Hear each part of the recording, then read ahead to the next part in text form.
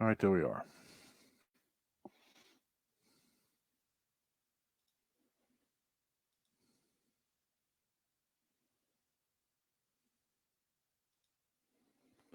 You are listening to IBGR, the International Business Growth Radio Network, coming to you live from our North American studios here just outside of beautiful Richmond, Virginia. And today is the only show that I do on the video. So if you watch it, you would probably understand that because I've been told many times I have a face for radio, and I heartily concur. On the other hand, this is a topic that I want to bring out to a lot of the people out there who are thinking about starting their own coaching or consulting business. Now, my focus is not in coaching, it's on consulting, but a lot of things I'm going to cover are pretty much the same. If you're going to open up a professional services company, professional services to business or business owners, a lot of what we cover here is going to be relevant to you.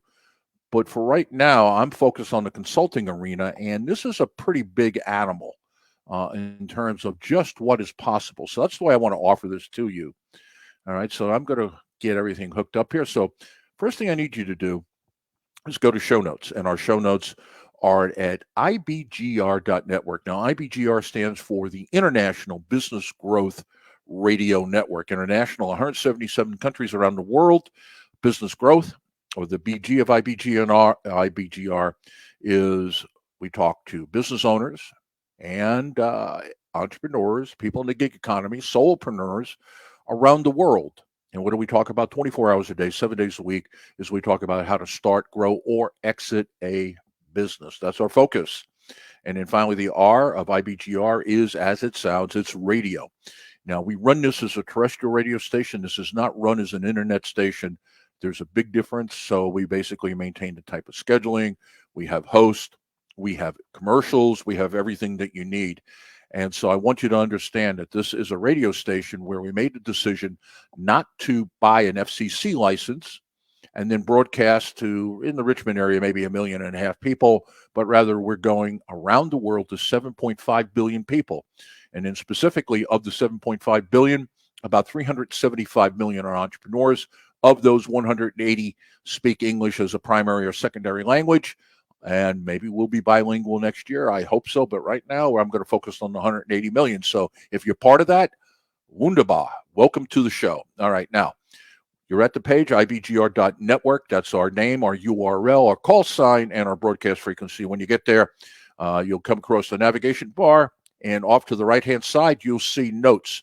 If you click notes, it should be the first one in the queue, and it's CIB.05.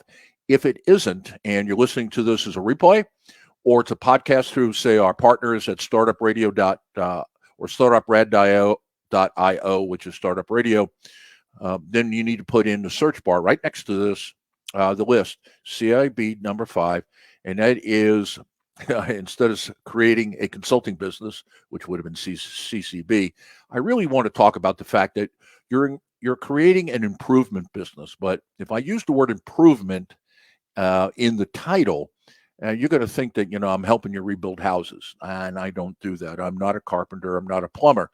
You got a car to fix, you can talk to me, or a motorcycle. But that other stuff, I'm not interested into it. So this is the 5th show in a series of 13. So that means we're in week 5. And today I'm going to be talking about let's take what we've discussed up till right now in shows 3 and 4, the practice and the model, and how do I turn that into a business. Now, today's going to be pretty extensive. So if you scroll on down, you've got a graphic. I don't want to read this to you, but this is exactly what I was thinking 20 minutes ago. This is a monster show in terms of information. I don't want to parse this over multiple shows. Okay. One of the reasons for that is that the radio medium is good for some things and other things that are a little bit more challenging. So what I want to do is I want to put all the options in front of you because they're extensive. And then to help you make that decision, you need to join either our Facebook group, which you are watching on our Facebook page right now, which is IBGR Network. So all of you listening to this that want to catch us on the on video, live video, or I guess you go there recording later on, go to IBGR Network. And if you go there and you join our group, which is Build Your Business Today, you know what? I'll help you through this. If the other hand, you're more of a LinkedIn person, then join us over at LinkedIn. It's the same handle, IBGR Network, and join the group over there. And I believe that's the growth community. All right, so it's right there. It's in caps. Do it. Now, the links at the bottom of the page will get you back and forth. So let me do the introduction. Okay. I'm basing this on last week. And last week, what we talked about was selecting a consulting model. And the way I presented it, it was a range from one end to the other. And one end of the range, let's say on the left-hand side, just so you can visualize this in your mind, is the traditional, typical subject matter expert model, which is what you're doing is you're selling time. All right. That is the how. The way I'm going to make money is people going to buy my time. I'm going to show up and I'm going to put my brain to work. Is there published materials? Well, maybe sometimes not. But fundamentally, what I'm doing is they've hired me.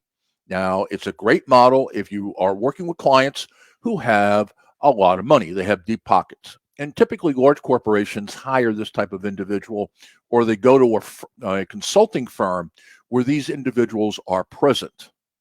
Okay. And so that's how you do it. So if you're running a business like that, and I've run quite a few of them, what you basically do is you sell brains and you manage calendars. All right. You want to keep your consulting staff occupied about 75% of the time. We call it applied rate. And so 2 weeks out of the 4, they're probably physically on board with a client. And then the other 2 weeks, they are in the office. And of that 2 weeks they're in, 5 of those days are being spent doing pre-work or post-work from their visits. All right. And typically in the business that we ran, if you were on the road 2 weeks, you had 1 or 2 clients. That was it. It was not a client every day. That is intellectually impossible to pull off because each client is different. And what you're doing with having a client on a consultant on site is that this is a very, very unique solution that you're providing to them, and you can't go from one account to the other. You know, Monday I'm in Grand Rapids, Michigan, advising on a General Motors plant that makes hydraulic lifters, and then the next day I'm in Milwaukee at a Delphi plant on how do you on stamping. You know, you're stamping up parts. You just can't do that because intellectually you just can't hold that in your head at the same time. It'll burn you out. So that's one model. Now on the other side, on the right-hand side, is that this is an asset-based model. And what we mean by asset is you've taken what's up here in your head and you translated it, and I'll say to paper, because obviously right now it's going to be translated to electrons, but you put it onto paper. And so what you're doing is you're basically selling products and products plus. Now, if you're going to consult to smaller companies, more than likely, this is the approach that you're going to have to take because the small companies, number one, don't have the wherewithal to pay the going consulting rate. When I was running a consulting firm, it would cost me anywhere from $1,000 to $2,000 a day to hire the talent we needed to have. Well, if you're going to run the business with approximately a 40% gross margin, it doesn't take you long to figure out that you're selling consulting days anywhere from $2,500 to $4,000 a day. A small business owner doesn't have the financial ability, nor would they pay you that, even if they did, because you go, what can I get in a day? And in that context, with the value provided based upon their available revenue, they're absolutely right.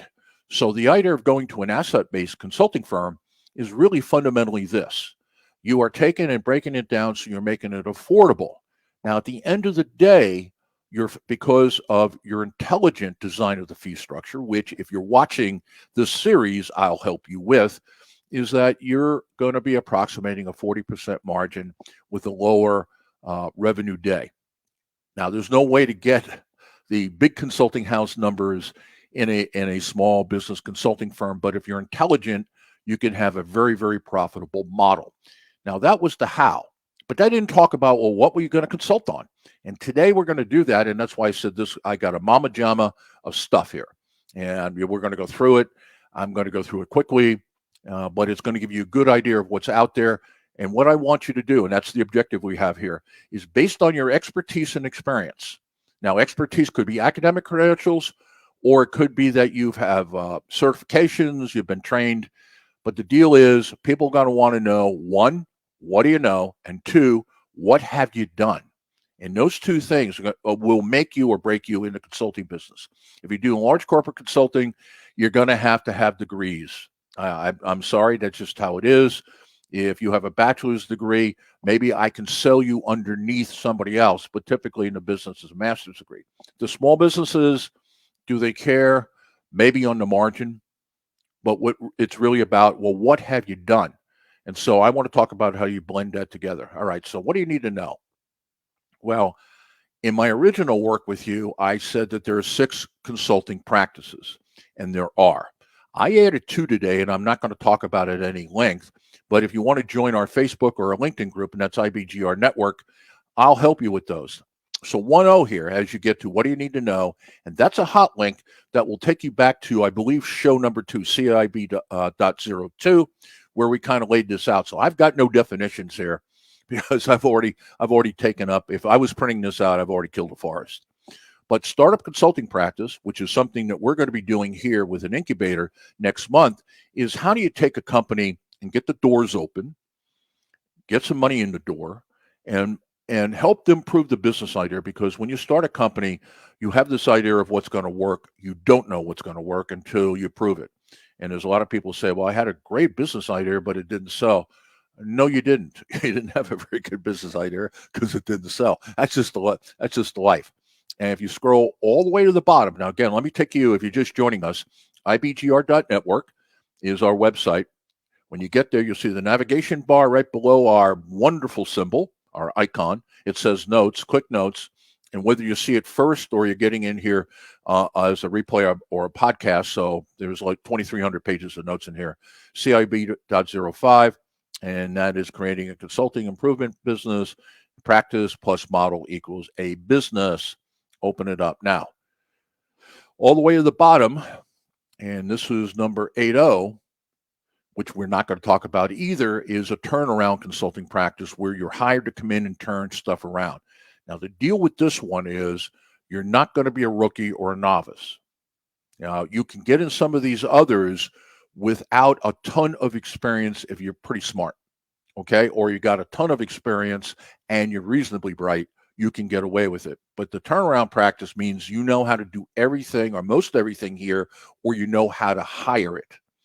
So I'm going to just put them there to say they're there, and I'm going to leave them alone. Now, let's go down to number 2, strategy and OD. Now, what we talked about this in, I believe, show 3, is we laid out that there are, in the strategy and OD arena, there are 6 practice areas you can get engaged in, and they have their own sub-practices in here.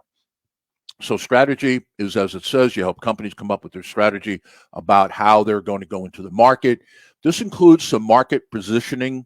Once you've decided, basically who are the core customers I want to go for, what industries I want to target, from that point on, that's really a marketing and sales practice. Now, keep that in mind, because what that means is that there is a potential that you could mix a lot of these up. As a matter of fact, what I want to say about that is that if you're going to have a successful practice, one of the things you are going to do is you are going to mix some of these up.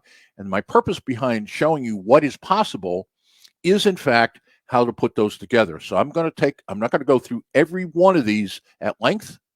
I'm going to take a couple and talk about either that is a standalone. You could build a consulting practice on that, or number 2, you would have to put all of these together to make it work. All right. So strategy is exactly what it says. Now, OD is a particular profession where you're in the improvement business. In other words, you may be giving feedback on or help or support a consulting on their strategy, but this is really more of operational efficiency, operational effectiveness. And I know this one well because that's where my degrees are. So if I look at myself academically, I'm an OD guy. Now, experience-wise, I probably 30% of my experience as a consultant over 4 decades has been in OD. Most of it has been in manufacturing, customer service, things of that nature, but it gets you in.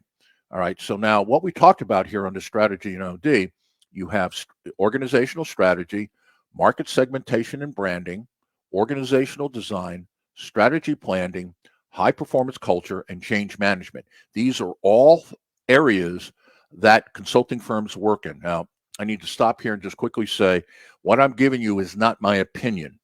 From 2.0 to 7.0 is what the world, if you were to go to McKinsey, Bearing Point, which is OKPMG, Deloitte, Price Coopers, Waterhouse, any one of the big firms. When I was actively involved in large corporate consulting, there was probably about 15 big guys, big firms. Now we're down to 5 or 6, and they've consolidated. I've worked for smaller consulting firms that used to take them on. But this is invaluable information because this is how they look at the market, and it's a great way for you to break it down. So organizational strategy, let me talk about those and how you put those together. What you could find in here is market research. In other words, what you're going to sell them is the ability to look at the market and know what's going on in terms of customer taste, overall trends, where the industry is going to be headed, et cetera, et cetera. Now, you could run a consulting practice just on this if you're consulting large corporations. If you're going to be consulting to small companies, this is not going to cut it by itself. The second one is strategic landscape, where you take the data. See, market research is you take the data and you write a report. And the report is written in a way that it's user-friendly. That's about it. If, in fact, you're going to convert that into something, then what are you going to see is you're going to see strategic landscape where, okay, let's plot that and let's draw a pictorial that we can begin to build a strategy, okay? Value mapping. Now, in this case, as opposed to operations, this type of value mapping is where I am taking a look at the entire chain of my customer chain, because it could be that I'm looking at a number of accounts. I want to go after this particular industry. However, there are other pieces of that industry or vendors and suppliers that they use that I could also get into. In other words, I'm into a software company, and therefore I might be positioning myself to get into a hardware company or a company that produces, let's say, apps like Zapier. If you use Zapier, you got 2 software programs. Don't talk to each other. Use something like that to connect them. Value proposition is all about how the company creates value. Are you going to be a quality company? Are you going to be a price company? Or are you going to be customer intimate in terms of kind of customizing and then putting together strategic initiatives? And I can tell you that right now, that if you go into a small business, you're probably going to bundle all those together. If you go into a large corporation, market research and strategic landscape, that's McKinsey. They're really good at that. Value mapping, yeah, they'll do a little bit of that. Strategic initiatives. And so McKinsey could take all of those, or they could break each one of them off. Market segmentation and branding, you can kind of see what's in there. Now, why am I taking you through this? I want you to look at the list, and I want you to make some decisions when you look at this list on what you've got the expertise to do and the experience. And we can bundle them together. I'll do as much as I can on bundling for you as we go through the show. But that's really, you got to get into the Facebook or LinkedIn group, because I got to talk to you one-on-one. And if you want, I do have an assessment that will help you with this. It is not available. I can make it available if I have some people who are going, yeah, I want to see that. So market segmentation, branding, organizational design. This is a place where I spend a lot of expertise or a lot of time and develop the experience and expertise on what's your business model, what stage of growth is your company in, how do I align the company vertically, and what that really gets to is how do I get people tied into the business objectives, and then how do I structure the company. You got strategic planning, and by the way, organizational design typically is sold as a bundle. You would do all those. Where strategy planning, that is usually sold in pieces.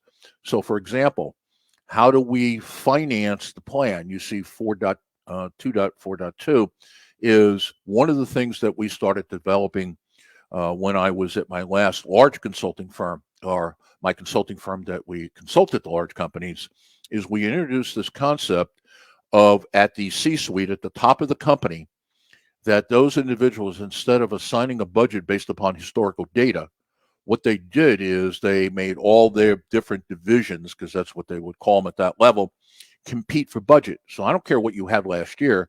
I want to see a business plan from you, like you would if you were in Shark Tank.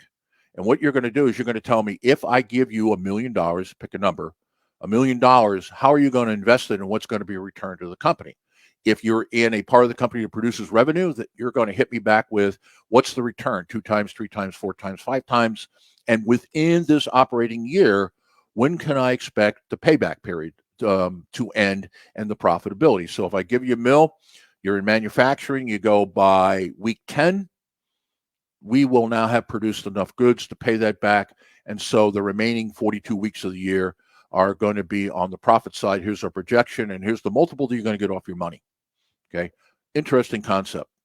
High performance culture. This a lot of times falls into people who work in the HR arena. So if you're an HR consultant and you're pretty much focused on people, high performance culture is a place you can go, because more and more people are realizing that the culture of the firm matters. And we have 3 in here: purpose, archetypes, and vision, mission, and values. Archetypes is simply to say that there are 4 basic cultures that you would find develop in a company. And here's the thing I want to say to all of you who are not in a large corporation. You go, what's this culture stuff? Look, here's the deal. Your company's going to have a culture. One's going to develop. The choice you have as the owner, the entrepreneur, the leader of the firm is really simple. You get one on purpose, or you get what you get de facto. And I can tell you that if you allow it to develop on its own without any direction from the top of the company or by the owner, you're not going to like the culture that you get. And the archetypes are achievement cultures, affiliation cultures, power cultures, and rules cultures. And there's no best one. They all fit for the type of business. For example, if you're running manufacturing, a rules culture is probably the best way to go. Okay. Why? Because everything has got standard operating procedures. You're running a sales-based organization. It's an achievement culture. That makes sense, right? Because you want everybody, with the mindset of if I don't shoot it, I don't eat it. And so there's no money if you don't sell, as opposed to a power culture you find traditionally in military organizations. You're a senior to me, I salute you. And I don't necessarily salute you, I salute the uniform. And an affiliation culture, you would find that more on a college campus among the faculty. It's more collegial environment. So there is no right or wrong. It's which one of those work, and typically you get some mix of those. And then change management. That's another area that if you are in the HR arena, that you probably could be very good at this. But those are all the ones that would be bundled together in a company that touts itself, brands itself as a strategy OD firm. Now, operations management, okay, this one. And this has 1, 2, 3, 4, 5 here. You have productivity improvement, managing risk, research and development, customer management, and operational finance. Now, notice here, interesting is that finance does not stand, we have a whole finance area, but finance doesn't stand solely by itself, because the people who are very good, let's say, on the numbers of the company may not be the people who are doing the day-to-day stuff around, well, are we making a profit on this particular unit? Now, I'm not saying the financial people can't do that, but they typically don't. And one of the places that I found that I was able to make a decent living when I was doing large corporate consulting is that this is an area I worked in. Activity-based costing and return on invested capital were 2 things I understood because they make sense. Activity-based costing simply means you look at a process, you burden every step of the process with fixed cost and variable cost, and then you take a look at the margin that they're putting on top of it, and are they making any money?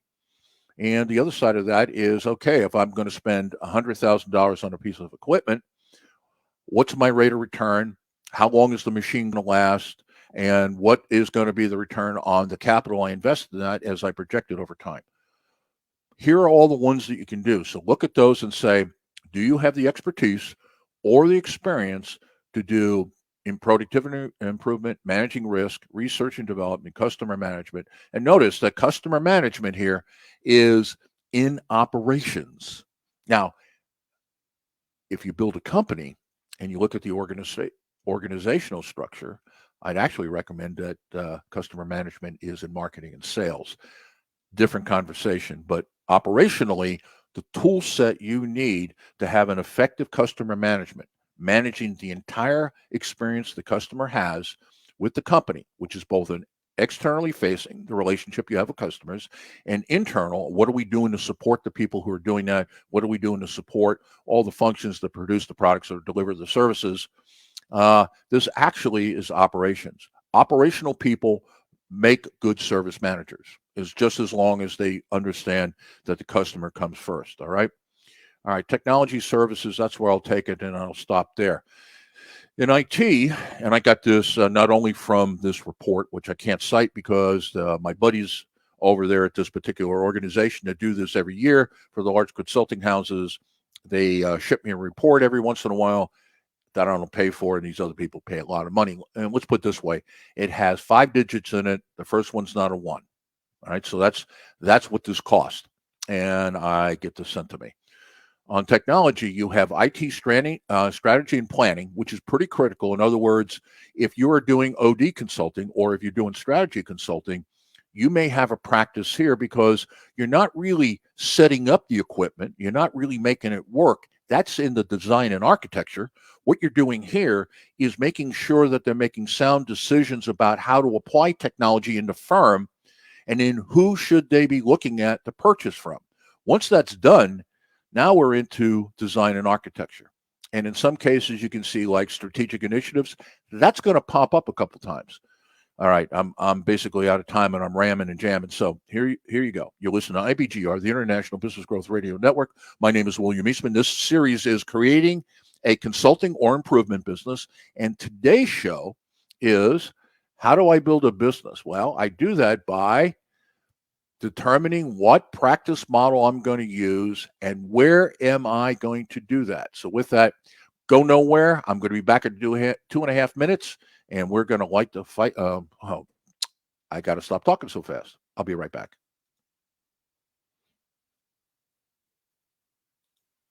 All right. So for everybody out there, I realized that would probably was tripping the light fantastic. That's what I had meant to say. Now let me take a look at Facebook because I didn't shut it down, but I just stopped looking at it to see if I've got any comments. Okay, ask any question. Nobody asked one. Okay, we'll just let it go at that. All right. So as we're waiting here, we come back from the break. I'm going to pick it up where it is. Now, if you're listening to this either right now live or you're listening to this after, and you want to build a consulting company, I'll show you how to do that. Done plenty of companies. One organization that I built, and I'm watching the clock, one organization I built where I was supporting what they were doing. I helped them get from 3 to 46 million. And this was over about a 12-year period, okay? On the other hand, I started a consulting firm. For them, they created a new organization. I was one of the 4 managing partners that started this. I was on the project management side along with 2 other colleagues. And there was a fourth person who was marketing and sales. And we took it from 0 to 10 million. So I've been in the game. And one of the things that I greatly enjoyed when I took it from 0 to 10 million was that it was actually 9.87 million, just to be exact. But you allow me to round it off nowadays.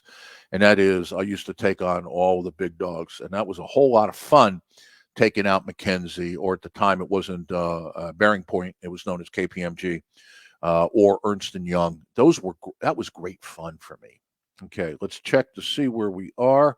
The clock says we should have about 20 seconds left.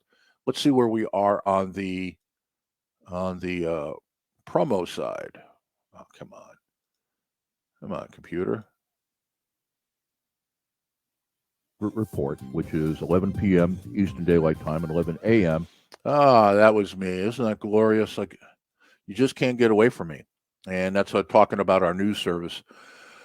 So that's been wild, but I'm not going to talk about it now because I need to be back in the game. All right. So when we get back, I'm going to pick up the conversation here.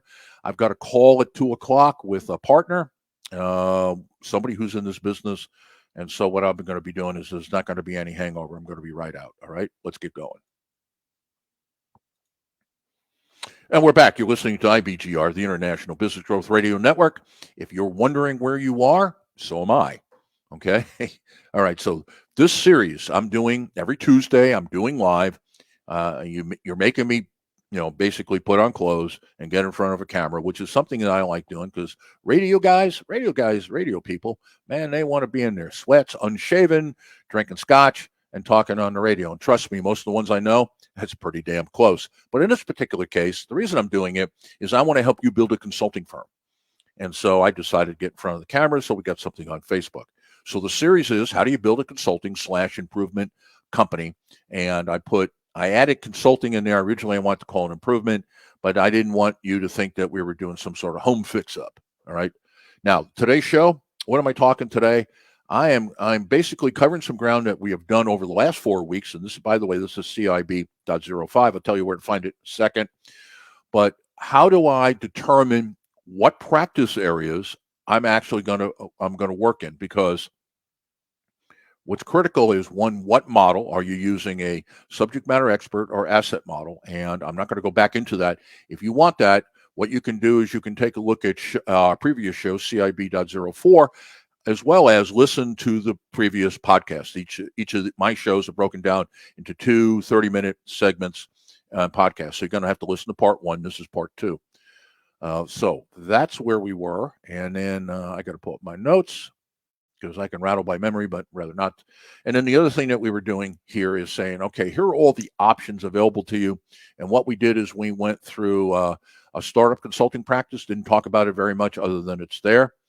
Then we took strategy and OD as potential, and there are 6 areas where you could consult. Then we took operations management, productivity, things of that nature. We talked about the 5 areas possible there. Then we ended up with technology with 2 areas. And of course, for example, IT and architecture. Let me just hit on a couple of those to tell you that in my experience, each one of these could be a consulting practice. So number 1 is building library systems, storage. Number 2 is building a content management system. 3 is web development. 4 is user interaction. Number 5 is customer database deployment, Number 6 is programming, actually writing the code. Number 7 is technical writing. Number 8 is enterprise architecture. Those are all possibilities. And in the corporate world, you would find companies that only do one of the 8. Okay. And simply because it is so involved to do. Now, let's get to the notes page, ibgr.network. That's ibgr.network. When you get there, you see the navigation page. On the right-hand side, you'll see notes, quick notes. And what you want to open is you want to open up CIB.05, practice plus model equals a business. If you're getting here late, you listen to a replay or you're listening to a podcast, and it's a couple days later, then right there on that page, you'll see on the right-hand side, new choice of business search, put in CIB.05, creating a consulting and improvement business, and it will pop right up. Our search engine is not bad. In fact, it's better than Google and better than Bing. You know why? Because we don't have any clickbait. Okay, now, let me swallow there, and rather than putting on the mute button, now let's get into HR. And my guess is there's a lot of people out there who this is your area of expertise. Okay, so let me hit you with the 4 areas from the report that is published every year about if the companies that are in the HR business, where are they typically playing? Compliance, safe work environment, discretionary performance, pay and benefits. All right. Now, if you're looking at the notes page, you're going to see I got nothing under pay and benefits because there's really nothing underneath there. If you're a pay and benefits firm, you're doing everything. So I didn't feel the need to break it out. Number 1. Number 2 is the research doesn't have it broken out. Number 3, I don't do it. So I couldn't offer anything to you. And I was trying to stay, so to speak, on the reservation here and not freelance anything I give you. So under the compliance. Now, understand that most people, when they think of HR, they think of compliance. That's what it means to them. So you got things like personnel policies and procedures.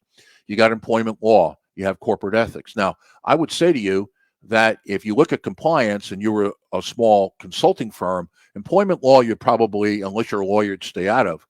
But personnel policies and procedures, 511 and 513, corporate ethics are 2 you could put together. And corporate ethics goes back to culture and the strategy piece. So here's how the stuff links together. So if you've got experience building culture, you can do corporate ethics and you can add that to your practice. Because when you build your practice, you're not going to necessarily go by this in terms of, well, I'm in HR. You're going to pick one of these out and you say, okay, I'm going to scroll back up for a second to give you an example. Where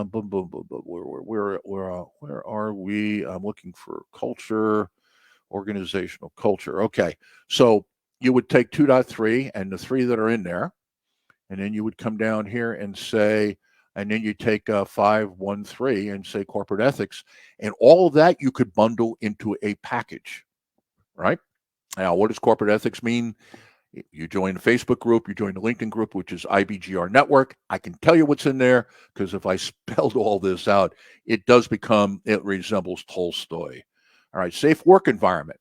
Now, this one here is interesting because if you are an operator, if you've been working in production, you work in operations management, you can do some of these. So, for example, diversity and inclusion workspace. All right, I think that's pretty self-explanatory.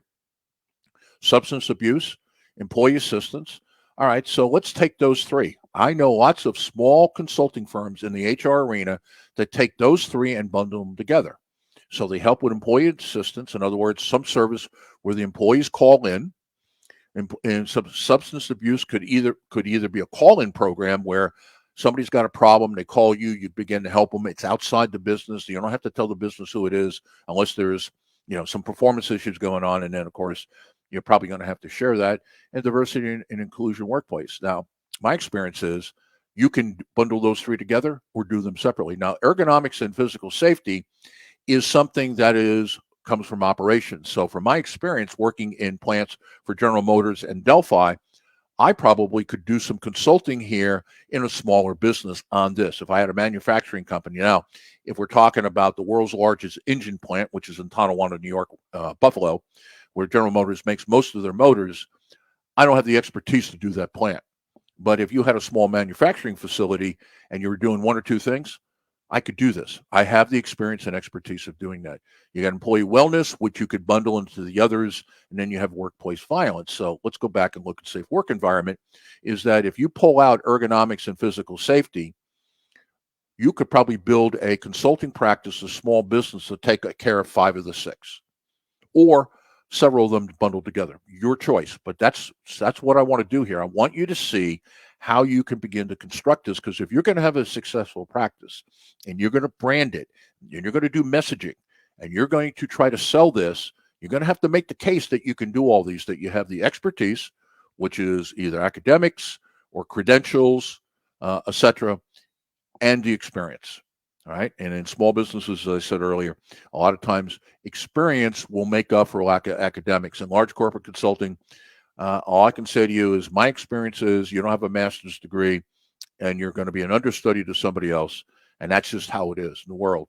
Not fair, but it is what it is. Now, discretionary performance, on the other hand, is something that you don't see typically pop up in HR consulting or when people think about HR consulting. But the really good firms do this. So what are they talking about? They're talking about recruiting selection process. They're talking about orientation and training. Now, most of us know those first two, 531 and 532, is onboarding. Then you have leadership and management. And we've got a lot of people that we have here on the station that this is their area of expertise. You can build a practice in HR in discretionary performance on one issue. 533, you consult, you coach, and you train leadership and management. Right? That's easy to pull out, or you can put the whole thing together. If you listen to the programming that we do on Thursdays, we're doing all of this. All right. Succession planning, career development. The issue here is pretty simple. Succession planning is what the organization does to show you what a career path would look like. And career development is the responsibility of the individual to avail themselves of those opportunities. In other words, I can't make you promotable. Only you can. My responsibility as the organization, on the other hand, is to show you how that happens in a fairly predictable way so that, in fact, you can make the right decisions. Recognition and compensation is another one. And then finally, performance management. Now, what I'll say about that is I see a lot of firms who take the two and they split them apart. In that, when you think of recognition, think about informal stuff like, employee of the month. Maybe you give people a day off. They got a privileged parking place close to the building, things of that nature, rather informal. Compensation, on the other hand, typically is handled by companies that have some compensation experience. But a lot of the ones that I used to work with, and these are smaller firms, what they did is they took the two of them together and said, hey, you want to make working for you a good deal? Hire us. We know how to do it informally and formally. And then finally, you're going to have some way of managing performance. And if you're going, well, that's rather bureaucratic and I'd rather not go there, I completely understand where you're coming from. But on the other hand, is when you get to a certain number of employees, you better have a performance management system, because otherwise you're going to get yourself set up for a wrongful discharge. In other words, if you fire somebody over failure to perform, here is some of the requirements that are placed upon you by federal law. Leave the states out of this. By federal law, is that if you are managing anybody's performance, you got to be measuring everybody's performance. If you're going to collect data on performance, you can't just collect bad data. You got to collect all the data. And then there are rules around who has access to the data. In other words, you could get yourself in a world of hurt if you don't look hard at this. Now, if you got under 50 employees, probably slide by.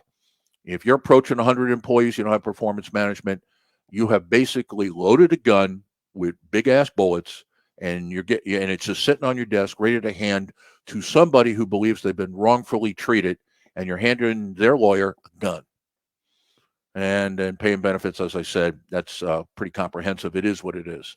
All right, now, number 6, you're an accountant. We've got our Monday shows. We've got some incredibly intelligent, brainy people with a lot of experience. Well, if I'm going to consult in financial performance or financial services, what would that be? I added performance to that because it is more than that, and I added the word performance. If you looked at the study I took this from, the word performance is not in there. I added it because of what's contained. Okay, so let's talk about the 4 things that are here. You got capital strategy, you got shareholder strategy, you got merger and acquisition strategy, and you have growth strategy. All right, so for capital strategy is if you're advising small companies, maybe number 3, okay? Maybe number 3, 613, okay? You're going to do, and that's IPO. If you're talking to a business owner who says that their long-term objective, like it is here at IBGR Network, is the IPO, then you probably have to get that type of expertise. But other than that, capital structure is, basically where is the company making its asset investments, but not assets that are necessarily in the facility, but assets that are external to them, like other investments. Okay, and that gets me down to the next one: capital investment and budget strategy. This is almost always big company stuff. IPO, big company, but if you're talking to a business owner who is thinking about taking their company public, you may need to know some of this. And then project and finance strategy. And to me, in small business, that may be the only one that begins to say, hey, I need to have that expertise.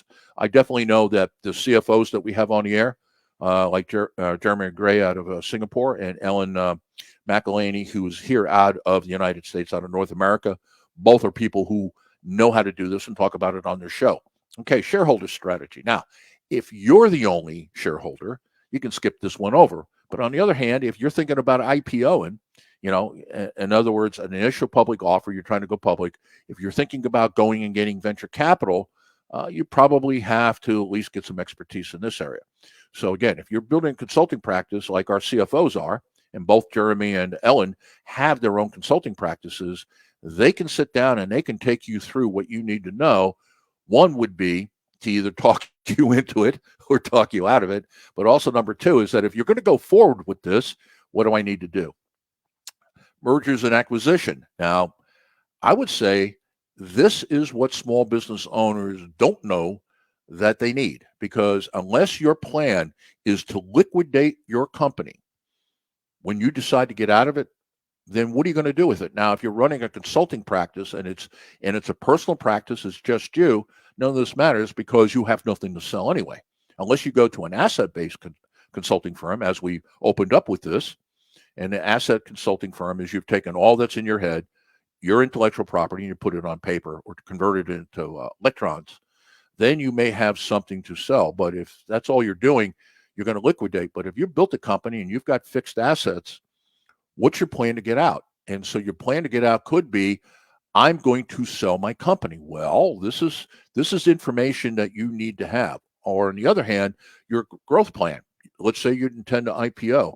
And what you want to do is you're going to grow. Some of it's going to be organic that you do yourself, and others I'm going to buy out competitors. Like, for example, our strategy. Our strategy is, instead of making it in the terrestrial world and jumping over to the internet, we're going to build it in the internet world and jump over to terrestrial. So I see in our future buying terrestrial radio stations and offering our programming that way. An absolute reverse of the industry. Well, this is something that even though if you looked at the number of employees we have, you looked at the revenue, you look at our age in terms of how long we've been in business, you would say none of that is relevant to us. It is.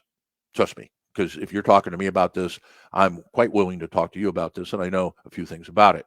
But if you're building a practice and you want to get into mergers and acquisition, then that really kind of defines your market. You're either going to go after large corporations or you're going to look at more mature businesses, let's say something around 10 million.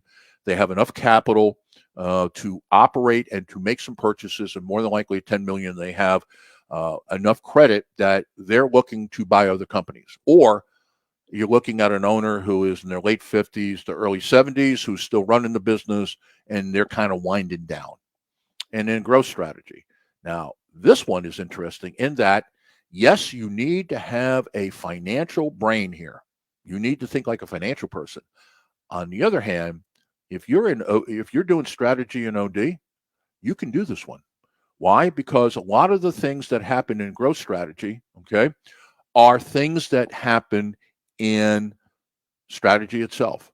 So this is where if you're going to be a strategy or OD consultant, you need to have some financial background in order to do this, or you bring in another partner who can do this, which we haven't discussed, and I think we're going to hit.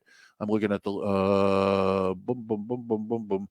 I think in either show 7 or 8. I was just looking at the list. Show 7 or 8.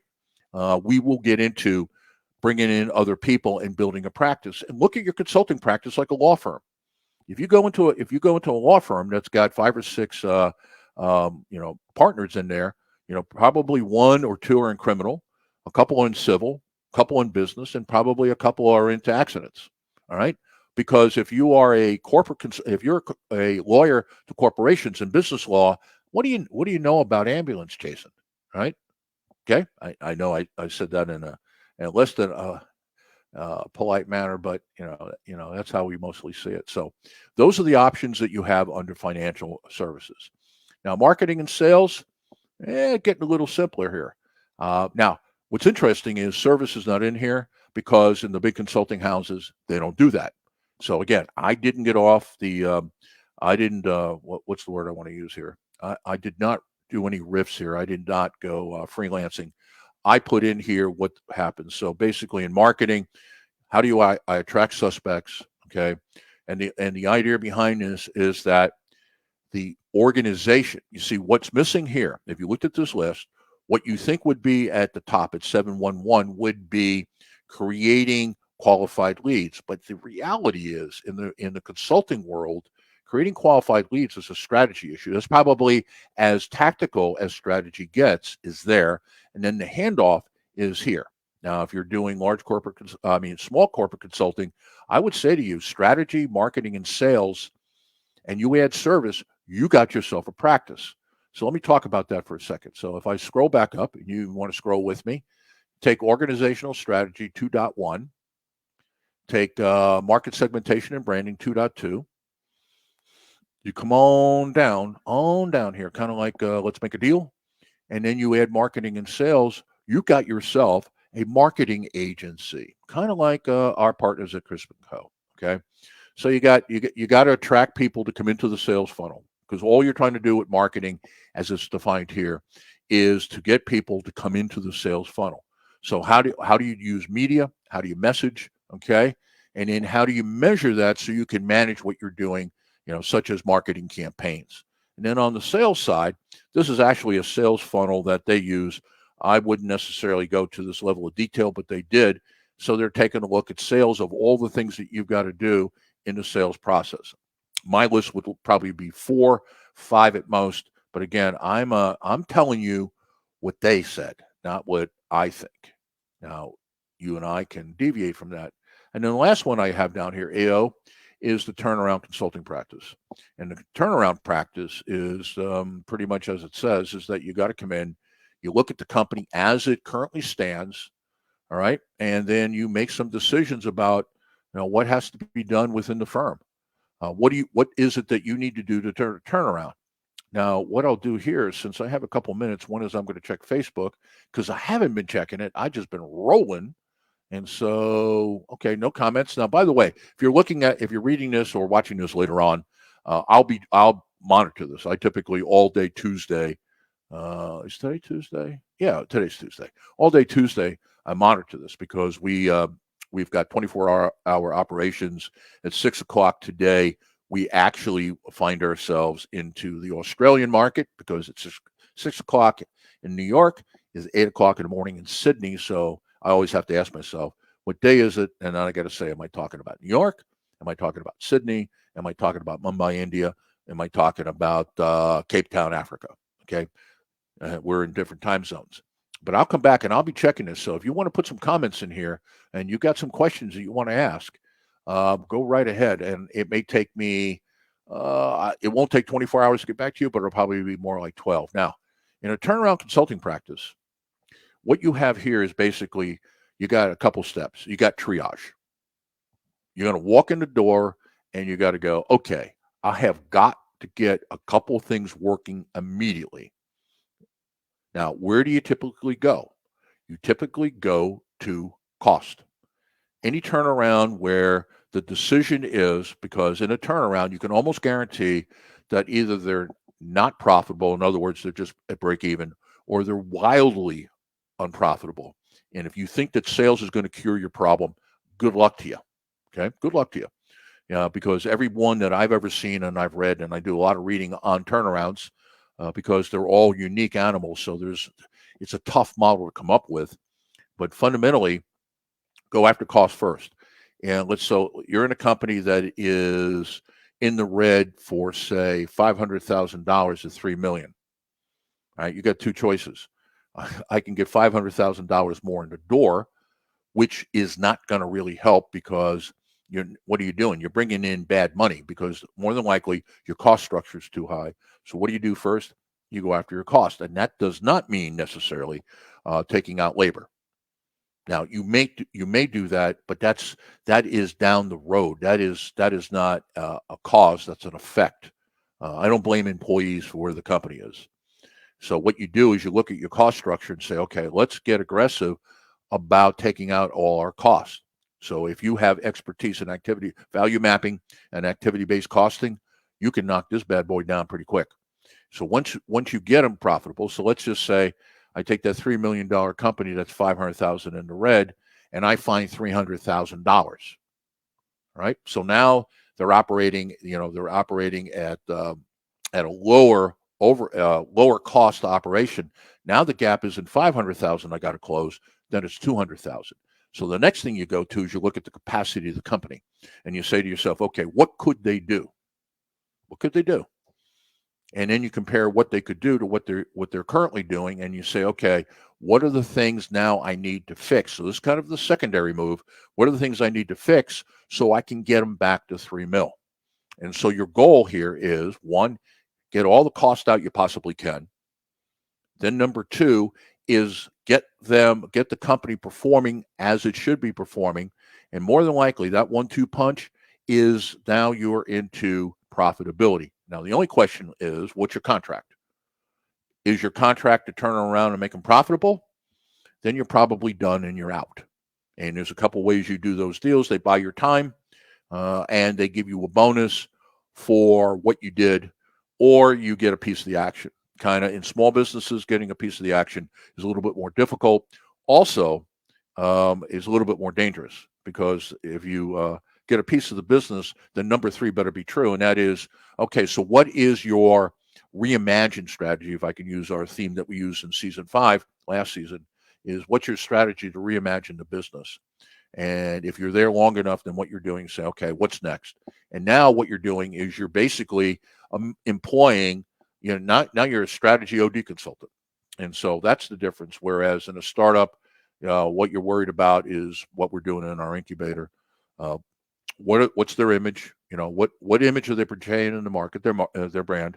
How well does their offer match a unmet need or undermet need, and what's the timing of that? That's number one. Number two, how do I build the processes to control cost? Okay, And that's it. And then number three is on the finance side is how do I price what we do? How do I build my value ladders? And then how do I manage cash flow to profitability? And that's what you would be doing on a startup. All right, we're there. So look, this was a lot of stuff. I don't particularly like going this fast and going through the topic to make it almost impossible to follow. Here's what I want you to do. Bottom of the page. Bottom of the page. You've got a couple options here. All of these are wonderful. So if you're a Facebook person, click the Facebook link. If you are a LinkedIn person, click the LinkedIn link. Both of those will take you to our business pages, IBGR Network. No dot or decimal point or period in there. That'll take you there. See what we're doing on our business page. Join the two groups that are there. Each page has a group. Also, is I would recommend that you download the mobile app. Whether you go click that link where it says mobile app, or you go to ibgr.app, and then there, what you can do is either click for Apple or for Android. Or the other option is obviously you go to Apple Store or Google Play, and you look for IBGR or Business Growth Radio, and you get the app and everything that we do, just like today.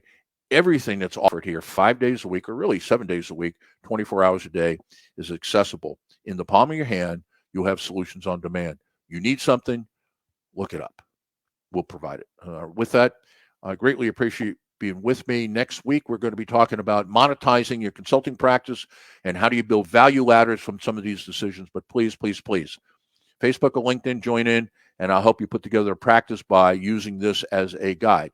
You've been listening to IBGR, the International Business Growth Radio Network. My name is William Eastman. This is show or podcast CIB.05. And practice plus model equals you have a consulting business. And I'll see you next week. All right, there we go. We're out. Now, the other thing I want to say to everybody is I got to jump off because I've got a phone call that I got to do that's really important with a partner. So for everybody that was watching through StreamYard, that's where we were. I'm very happy to have you. And so thanks a lot for being here. And if you're watching this later on or you want to come back to it, please do. And just put the questions in the comment section and I will answer them. And I promise about a 12-hour turnaround. Take care.